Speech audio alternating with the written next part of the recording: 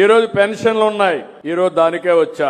నేను ఈ రోజు వచ్చింది ఈ రావి వలసలో ఎన్టీఆర్ భరోసా పింఛన్లు పంపిణీ చేయడానికి వచ్చాను. రేపు మొదటి తారీఖు, రేపు ఆదివారం. నేను రేపు కాకపోతే ఎల్లుండి ఇవ్వచ్చు, కానీ నా ఆలోచన అది కాదు.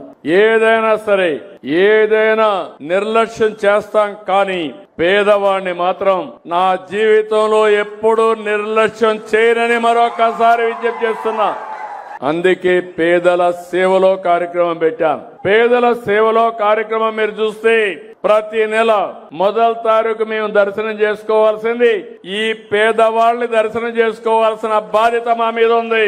ఇప్పటికి 20 నెలలు నేను వస్తున్నా. మా కలెక్టర్లు బొమ్మన్నాను, ఎమ్మెల్యేలు ఎంపీలు బొమ్మన్నాం, ఎన్డీఏ నాయకులు ఉన్నారు. ఎన్నికల్లో మీకు హామీలు ఇచ్చారు.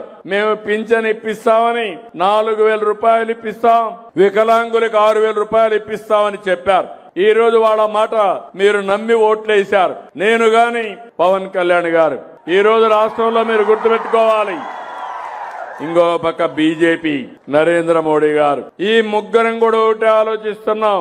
మేము ఒక మాట చెప్పాం, ఈ రాష్ట్రాన్ని పునర్నిర్మాణం చేయాలి, మళ్ళా మీ జీవితాల్లో వెలుగు రావాలి, మమ్మల్ని నమ్మండి, ఓటేయండి అని చెప్తే 194 సీట్లు గెలిపించారు.